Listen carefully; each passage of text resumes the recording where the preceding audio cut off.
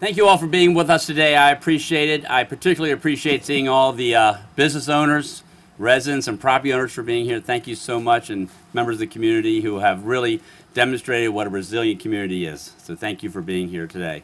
I also want to thank my good friend, Councilman John Weinstein, for being here too, and for your leadership in dealing with all the issues here and continuing on. I made that mistake the other day saying we were joined at the hip for 3 months. He goes, no, it's much longer than that. But I appreciate it, John. Thank you very much. And thank all of you for coming to Ellicott City today. It's a great day as we take another step forward in our efforts to make Ellicott City even more resilient to future flooding. I am excited to announce that Howard County is partnering with the Department of Homeland Security and the National Weather Service to improve the flood warning system in Ellicott City. I am grateful to the Department of Homeland Security for generously accepting us as part of their Flood Apex program and for helping us with this important task.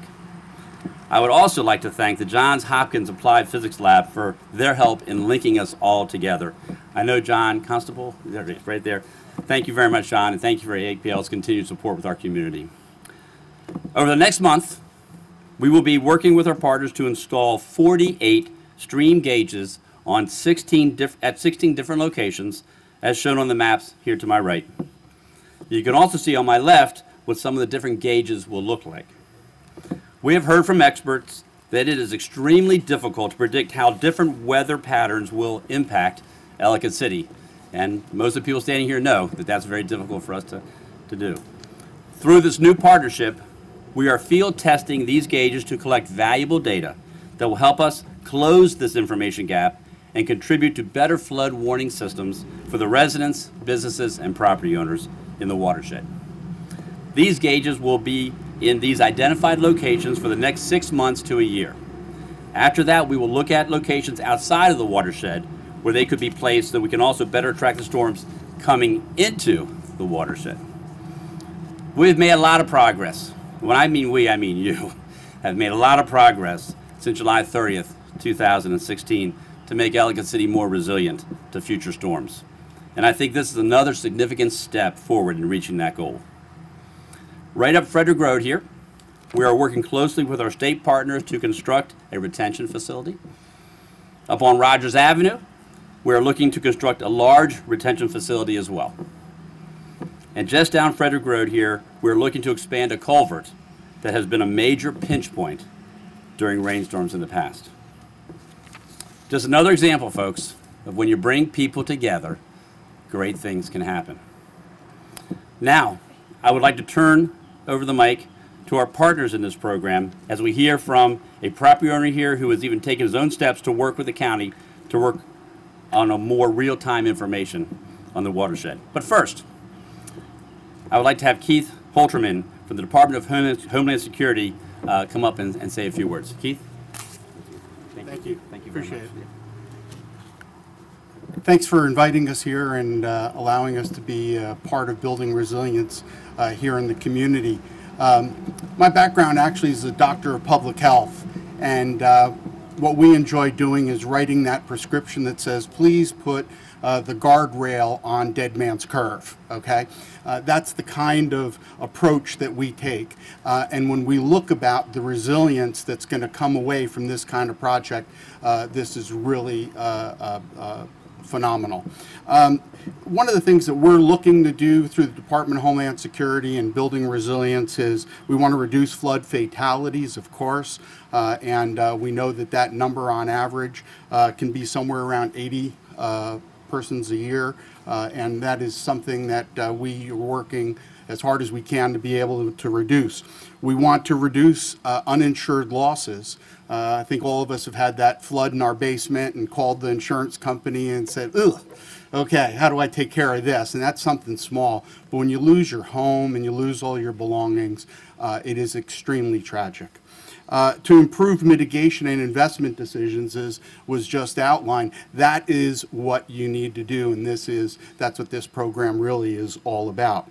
Enhance community resilience and how these sensors will alert the community and allow the community to react better. Improve data and data access and improve modeling and predictive analytics from the information that we get. But you know, we used to have to rely on modeling and simulation, but now through the Internet of Things, right? Everything being connected to the Internet, and for these sensors to provide us with this kind of information in real time, that's really going to change a lot on the community response for our emergency management officials and others. So we need to begin to think about how we are going to assimilate and bring in all of this new information that will be brought forth from the sensors. Just to give you a little bit in perspective, as the public health guy, right, 50 persons a year on average we're losing from lightning, 75 or so from tornado, again on average 50, and hurricanes, and from heat emergencies about 130. But just wanted to kind of reinforce for you that number that we're dealing with every year, about 80 in floods, and to show you where that really comes forth in terms of its prominence. So anyway, with that, I'll turn it over to our next speaker. And again, I really appreciate the opportunity for Department of Homeland Security to be able to be here and work with you all. Thank you very much. Thank you, Keith. Thank you. Thank you very much, Keith. Before we have the next speaker come up, I want to make sure I also acknowledge our Chief of Police is here, Gary Gardner. Thank you for joining us, Chief. And we also have our Director of Emergency Management, Ryan Miller, who's certainly been very influential and helpful. Thank you very much. Now we'll have Chris Strong from the National Weather Service to make a few comments. Thanks. Good morning. The National Weather Service has been a partner with Office of Emergency Management, in particular with Howard County, for a number of years, but certainly the Ellicott City flood brought that partnership even closer. The Weather Service wants to get to the point where we move past just issuing flood warnings for places. And in a flood-prone area like Ellicott City is, there's quite a difference between the more normal flooding that we get down here and what happens. So in order to do that in such a small, confined basin that creates the flooding down here, we need to have good observations. There's quite a difference between the Mississippi River and what we have here, because when you're in the Mississippi and they have a flood, they have days to sandbag and evacuate and plan and decide what they're going to do. Here, if I dropped 1 million gallons of water in the headwaters here, it would be out of the system within an hour. So we need to have good observations in order to see, all right, if we have this amount of rain on the Tiber or over here to the west or over here to the east. These highly targeted extreme rain events happen differently every time that they happen. While the end result is flooding down here, that flooding happens and evolves in different ways. And if we want to be able to model that in such a small little stream shed that we have here, we have to have more than just one observation. We need to have a number of observations, dozens of observations, measuring all the streams and creeks that end up flowing down into town here. And once we get to that point, we can see how this evolves through routine rain events, more routine flooding events, and that'll help us build the understanding of exactly how this basin reacts and responds to different rain events. We combine that with the radar information and precipitation information that we have at the National Weather Service, and we'll be able to build a system where we can make a difference between a flood warning for Ellicott City and a flood warning for Ellicott City, and we expect a foot of water rolling down through Main Street. So that's really the fruits of partnership and working together with the federal and the state and the local sectors. The National Weather Service working directly with our partners at the state and the local jurisdictions down here, working together with the private sector and other entities, we can make it better in terms of observing what's happening, predicting what's happening, and giving people down in the sector here as much advanced time as possible. And hopefully as we go through future years, that will continue to build further and further out in time, so we can keep people as safe as possible and avoid fatalities, avoid injuries, have people out of harm's way as much as possible. And certainly a big part of that is planning and knowing what we're going to do when we have the prediction that that type of event is going to happen. So we'll continue to partner, we'll continue to work with Howard County here, and we'll continue to make ever more specific and ever better flood warnings that will give people more and more advance notice. And this project is certainly a big next step into making that happen. Thank you. Very much, Chris. Thank you, Chris. Thank you. I'm sorry. Thank you very much, Chris. I appreciate how you guys have kept a careful eye on Ellicott City for a while, so I appreciate that. Now I'm very pleased to bring up a good friend. Before I bring up Mr. Peters, I want to thank him personally on behalf of everyone in Ellicott City and for all of us in the county for all that you've done for Ellicott City. He's been a real critical part of this community, as you all know. And he's been a member of the flood group that John and I put together even before the flood. And he's been doing so much to kind of include and get more information for us. He's done a lot for the community already, and he continues to work and help others. So with that, I want to bring up my good friend, Ron Peters. It's good to see everybody come out on this wonderful sunny day. It wasn't so wonderful on Saturday, but so I put together a few paragraphs telling where I came from in Ellicott City, how I got here, and what I've been doing the last 3 years. So I grew up in the Ellicott City area, about 3 miles away, living on North Rogers Avenue with my parents in a one-bedroom apartment along with my 5 brothers and 1 sister. I started coming to Ellicott City with my grandfather in 1963 and began helping him with his 40-plus apartments in 1967, working during summer months, mostly painting. Ellicott City was doing some utility work that summer and removed most of the roadway and hauled it away. My grandfather would pay the drivers $1 a dump truck load to bring the debris up to Mulligan's Hill and dump it out. There I would be in charge of a shovel and a digging bar and move the pile over the hill to provide more parking for his tenants. In '72, I experienced Agnes firsthand. My friends and I traveled to Daniels by bike and then drove to Hollowfield and Ellicott City by car. We walked behind the houses on Church Road to gain access to the railroad tracks for the first-hand view. I compiled a scrapbook with my own pictures from my 110 Instamatic camera and every article and photo I could find in all the newspapers. I still have that book. It's probably one of the best resources on Agnes there is. I spent that summer helping my grandfather clean up and rebuild his 5 flooded properties. There was great devastation all along the river. Towns like Daniels were washed away, but no damage to Ellicott City above Kaplan's. So I bought 2 properties in Ellicott City in 1978, both from my grandfather, one on Merriman Street and one in West End. 2 of my tenants who were renting the West End house in 1978 still live there today.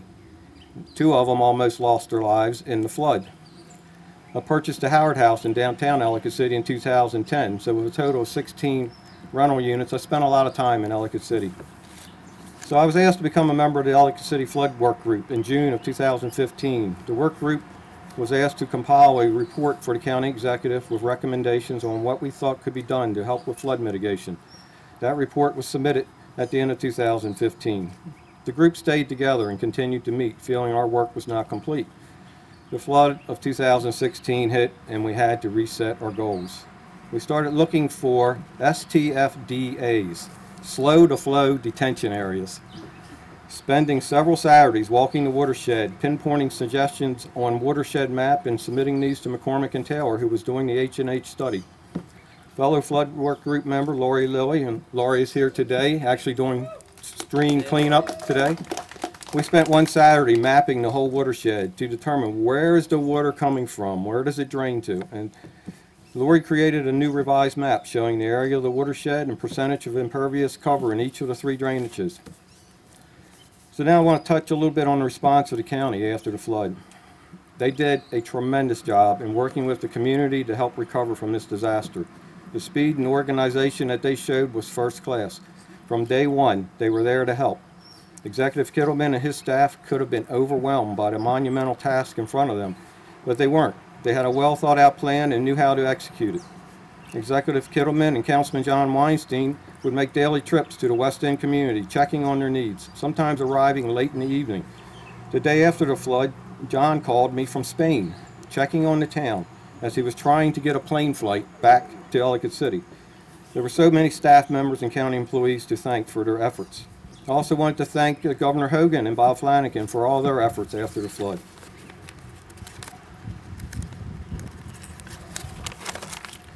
Almost 2 years later, they are moving forward with, as Alan just mentioned, a stormwater project at Route 40 right here on South Rogers, the pipe, and another one up on Columbia Pike. So after the flood, I started to think about how I could monitor the stream behind my West End property. Because up to that point, my tenants would tell me, Ron, we look at a rock. When it gets to that rock, we know we have to move our cars. And I'm thinking, in 2018, we're looking at a rock. That's our technology. So I talked to my high school friend Pete Greer, who owns Unilux Security, and we came up with a plan to install multiple cameras at multiple locations that would be networked together to show multiple stream views on one screen. I've actually got an example here on my iPad to show you. I started this in late November 2017 and finished installing the last camera about 2 weeks ago. I asked and received written permission from business owners at each location. I needed to use their internet and their power and permission to mount the camera. I also had to get this done because of a requirement by the Historic Commission.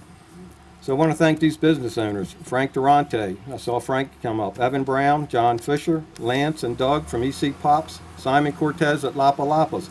Without their help, I could never have done this. I also need to thank Howard County for being so helpful in granting permission to install a wireless camera, it's right out there on that pole, that transmits a signal about 800 feet to the West End house where it connects to the internet and DVR. We use 13 cameras at 7 locations, 6 DVR recorders at 6 locations, 1,000 feet of Cat5 cable, 400 feet of conduit, and about 140 labor hours. So an example of how I've already used the system so far on Saturday, this past Saturday, May 19th, I was awakened at 6 a.m. by a heavy rain. So I grabbed my phone off my nightstand and pulled the cameras up. Checked all of them, no flood issues. I could go back to sleep instead of running to Ellicott City. So I was able to take a breath and relax. I've shared the cameras with Brian Cleary at Howard County Stormwater Management and the property owners where the cameras are located and a few others. We're looking at a plan on how more access can be given without overloading the system. The addition of these 48 stream gauges at 16 locations will help so much in predicting future flood conditions in the different watersheds. We only have one now. The USGS, I met with them shortly after the flood over at their offices at UMBC. They told me Ellicott City needs more stream gauges. We don't have any way of monitoring.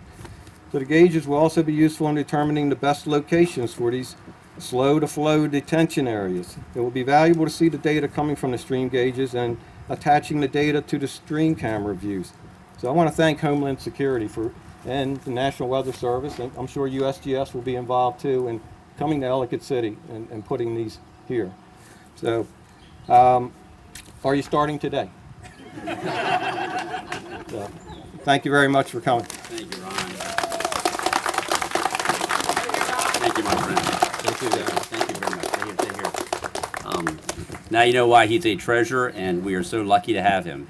Going to deviate from the script here, and he doesn't know this, but I do think it's important. John, do you want to say a few words? Our council person, John Weinstein.